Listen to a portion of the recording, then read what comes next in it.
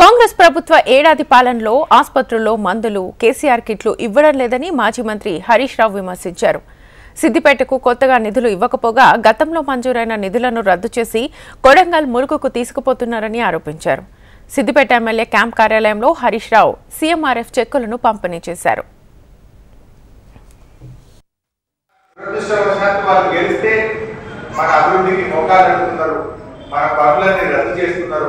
సిద్దిపేట మీద పగబడినట్టు చేస్తున్నారు. ఇవన్నీ కూడా మీరు ఆలోచించాల్సిన అవసరం. ఎవరు మన కోసం పనిచేస్తున్నారు, ఎవరు మన అభివృద్ధికి మోకాలను పెడుతున్నారు, ఎవరు మనకు ముందుకు పోకుండా సిద్దిపేట ప్రగతిని అడ్డుకుంటున్నారో కూడా ఇవాళ ఆలోచించాల్సిన అవసరం. చాలా జరిగినాయి. లెక్కనిస్తే దాదాపు 500-600 కోట్ల పాటు సిద్దిపేట రద్దు చేసింది.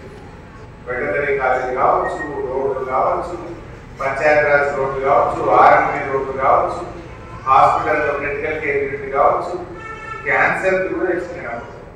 క్యాన్సర్ కూడా ఇక్కడ కీమోథెరపీ, రేడియోథెరపీ సేవలు కూడా నేను మంజూరు చేసిన. నా ప్రజలు సిద్దిపేట నుంచి హైదరాబాద్ దాకా పోవద్దు, ఇవాళ క్యాన్సర్ బీమాలు బాగా వస్తున్నాయి, సిద్దిపేటనే గవర్నమెంట్ హాస్పిటల్లో కీమోథెరపీ, రేడియోథెరపీ సేవలు అందాలని ఆ రోజు వైద్య ఆరోగ్య శాఖ మంత్రిగా నేను మంజూరు చేయించాను. ఇవాళ దాన్ని కూడా అభ్యర్థించాను.